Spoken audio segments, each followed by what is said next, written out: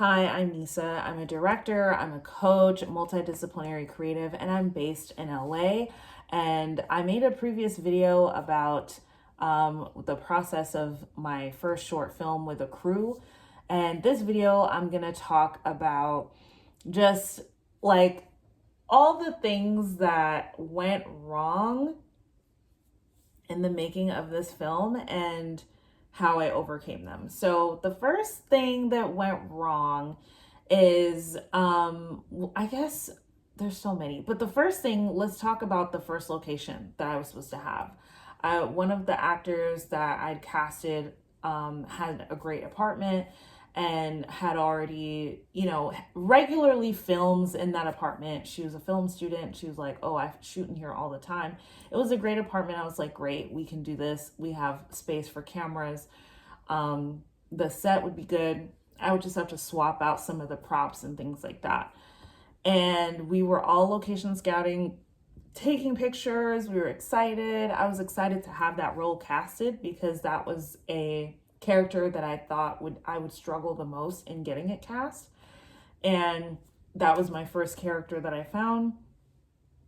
However, the issue, she ended up, after we location scouted and mapped out everything, my AD was there, my lighting and sound person was there, my producer was there, my husband, and myself. And literally she was like, actually, I can't do it. I just realized that I booked it. Let me know if you have to recast, blah, blah, blah. I'm like, recast? You're dead to me. like, not to be dramatic, but fuck you.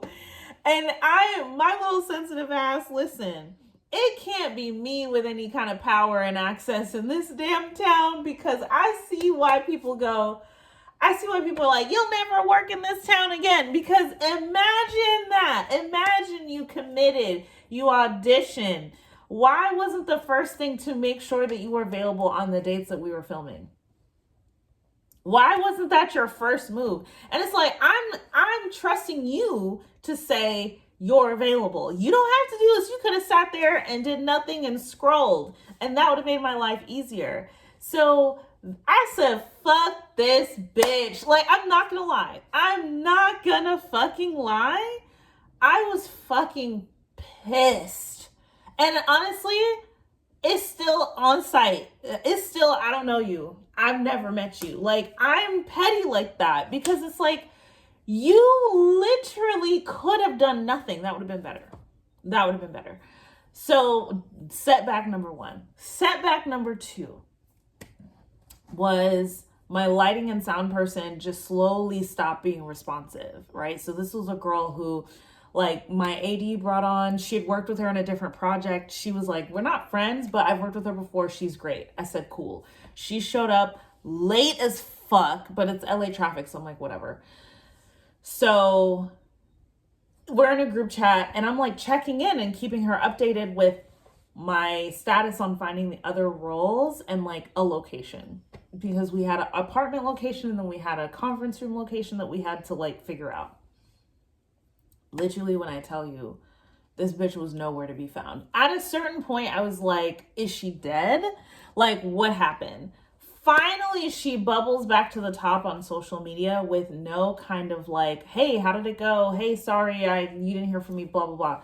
Never to be heard or seen from again. She is also dead to me. Like, she can also kick rocks, because not even the cowardice flake text, like what I got from my first person. And I see why she didn't send that message, because, and mind you, my response when people say this, my response is always the same. Thank you for letting me know. And then I usually block them. Or if I don't block them, I restrict them so I don't see their content, because it would be a bad look to block them, because maybe we have a lot of mutuals or something like that. But my response is usually like very like cool, even kill. Like, I'm not going to be like, what happened? Da, da, da. I don't need to go back and forth. But internally, I'm like, fuck that person. So literally, once I realized that she was okay and she was safe, I was like, she can kick rocks too. She can slip and slide on some oil on the ground. She can trip over a crack in the sidewalk. Because what do you mean? What do you mean you committed to an entire project? You knew the date. Again, you knew the dates, and then you just disappeared. Filming days coming up, nothing. Nothing. What do you expect us to do?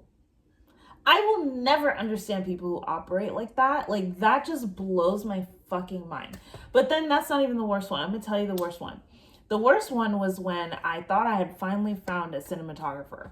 And mind you, I compromised a little bit on my goal of building an all-black femme crew because I was like, you know what? I got to work with what I got to work with. It's not like I have a budget. Even if I had a budget of like $500 a day or like $1,000 a day, which is great. A lot of people would jump on that, right? Like, but that's when I'm applying for grants and the grants are like 10 grand, I could have made some of those rates, you know what I mean? And put the whole grant behind getting people paid.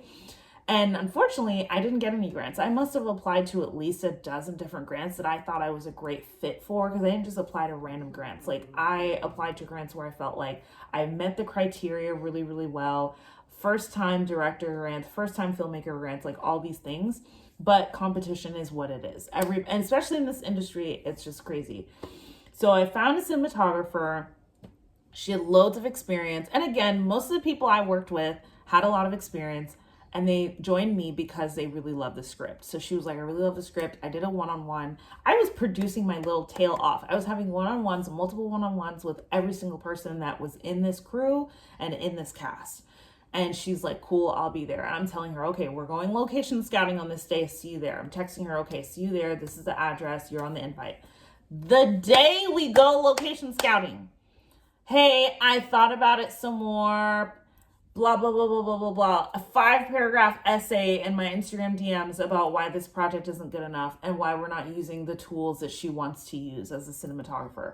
Mind you, she did ask me in the conversation that we had, hey, what camera are you using? I told her, we're using my DSLR. We're using my Nikon. I have 2 great lenses. That's what's been holding my career down. And I've rented all the other equipment I've ever needed for like my professional shoots. But like for this one, we're using this guy. Like, we're just going to light it.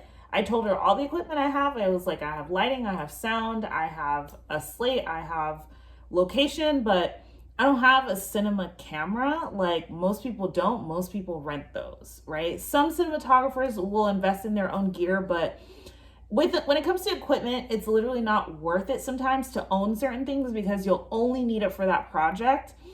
And then you just have this $10,000, $20,000 thing, and it's like, for what? Versus if you rent it, you only need it once. Now, if I keep using something, then I have to look at, okay, I need to buy this. But if you're only going to use it once, like in this case, it's like, I'm not going to buy that, right? So, and I also didn't have the cash. So she said that was okay. Now all of a sudden it's a problem. And that was like the first time somebody was really like, I'm not doing this project because it's beneath me. Like, that's basically the ethos of the message of like, she was like, you know, let me know when you have something of a bigger scale. Now, why on God's green earth would I, after you flake on me the day we're supposed to go location scouting, why would I go and fucking bring you on when you've already let me down? Why would I do that? Why? I would have brought you on if maybe in the first conversation you said, okay, I don't think this project is the right fit for me, but I would love to stay in touch. I think you're great. I like your vision. Let's stay in touch. If you told me that up front, yeah, maybe I would have circled back. But you committed and then thought about it and then decided that this project wasn't good enough for you, or that my equipment wasn't good enough for you, that I wasn't good enough. And really by good enough, we mean big enough, right? Like impactful enough. And my thing is, like, once again, people who underestimate me, let me tell you, they always regret it. They always regret it. Because imagine me actually being on a bigger stage. Imagine this project going somewhere. Imagine it just everything turning out really great and your name is not on the fucking credits. Let's just think about that for a minute, right? So, and mind you, I have this impression. You better believe every single person that would listen to the story, I told them, right? So now that's reputation. Now everybody that I know knows what you said, and in writing, in a DM. Like, that's crazy. Like, to me, it's like, I want to represent myself the best way that I can represent myself. That is the most important thing. No matter who it is. I don't care if it's an 18-year-old first day of film school. You don't know who these motherfuckers are going to be in 5 and 10 years and 15 years. You don't know where this industry is going to land. People who was an assistant today, number 1 on the call sheet tomorrow.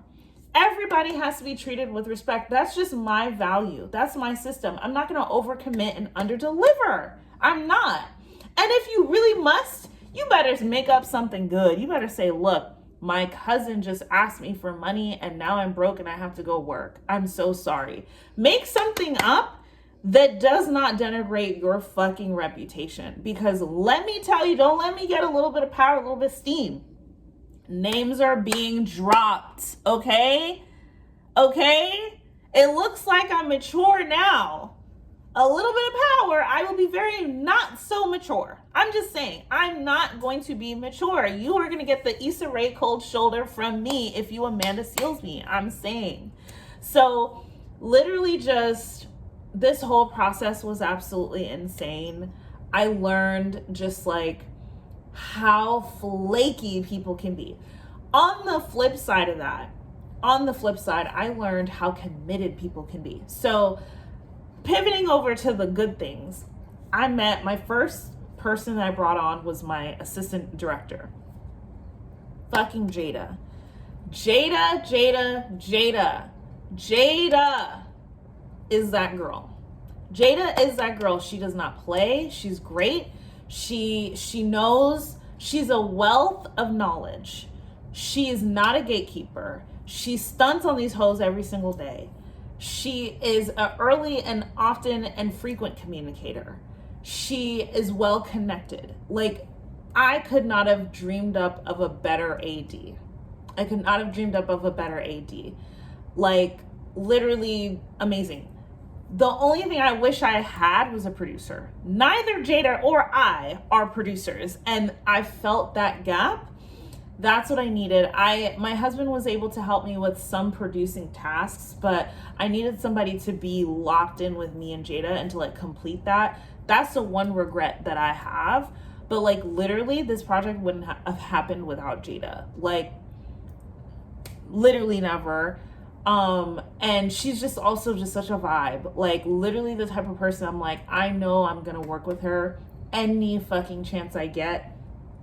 She's so multi-talented in multiple disciplines and is one of those people where it's not a matter of if, it's a matter of when, and it could be any fucking thing. And her talent is just so big that she doesn't even know what to do with it half the time. And like I feel so lucky that I met her and that we just locked in immediately, and she just loved the script and she just joined, and it was like amazing. And then my last hire was my cinematographer. My cinematographer I met through my husband. She was in film school and her name was Kendall. She did incredible. And what I loved about it was like, I got to watch her like be confident, because, you know, when you're young, it's easy to underestimate yourself. A lot of times when it comes to like filmmaking, it's not about the fucking talent at all. It's about how you feel about yourself. And it's about you taking your talent and packaging it in a business and in a container that makes sense. And that means you have to carry yourself a certain way. You have to assert your voice in a certain way. You have to have boundaries. Like that's the difference between someone early in their career and someone late in their career. It's less so the talent. It's less so the access and more so like when you walk into a room, like what's the impact? And watching her go from double checking every single decision to like just bossing up the way that she did, I felt like it was just such a privilege to witness that. And definitely somebody that I'm eager to work with again when I finally dust off, like when I'm done being traumatized from filmmaking and I'm ready to start on another script again, which I have so many ideas. It's like, I have so many ideas, so many ideas. But that was amazing. The rest of my crew I worked with, Hannah Echo, she's actually an author. an amazing author, and she ended up being on sound, and she ended up helping out with slating, with just anything we needed. She was PAing. But that was a lifesaver when my lighting and sound operator literally did not show up. So people stepped up. I had a few PAs, DJ, Katie, both just like powerhouses in their own industries and just wanted to be on set to learn. And I had them slating, I had them PAing, I had them like working with the cast, like just people who are like really smart people that just stepped up and like did what needed to be done. And that was the type of crew that I had. My cast I met through Instagram stories, literally, and I met through people who knew people, and a couple of them I met in person and just literally asked them, I know you don't act, but I love you and want to see you in this role. They said yes. So literally I had to be a different person. I had to be the person that constantly held and sold a vision. I had to be the person that was like, I want you, and this is why I want you, and this is what I need you to say yes to. Are you down? That changes you. When you're the type of person to just go out and get shit and go out and say, this is why I think you'd be great here, and I need you to, like, walking to every room and just putting yourself in charge is what it's like to be a director. It is a profound responsibility to be like, nobody knows me, but I'm in charge, here's why. This is what I'm building, here's why. Are you in or are you out? Like, walking into every room like that, it was so new for me. I've never carried that type of energy, and to see it impacted, to see like other people impacted by me stepping into that, like, was a huge transformation for me on a personal note. And like, nobody talks about that. Nobody talks about, you have to embody a different character when you're a director, because it's on you. This film is gonna be a success or failure because of you. Everything that works or doesn't work is because of you, right? And that's why directors are so visible, but also that's why directors like are the first to catch heat when things don't work. So just experiencing that like for the first time was really profound, and I haven't even really processed all of that until now. But my crew was the best fucking crew. My husband calls them my goons because he's like, they're so locked in on you. And even Jada called that out. Jada was like, look, if I need something, I need you to back me up, because everybody listens and respects you. So you've got to yield that. And that was like really good for me to hear, because it's like, oh, I do have the power. I am setting the tone, and I need to carry that responsibility with a profound sense of awareness so that we can all achieve this fucking goal together. So that, part 2, I'm gonna record another video and talk about why, if you are a Black creative, you need to experience being on a set with all Black women and Black femmes, and why it's gonna change your motherfucking life. So that's gonna be the next video.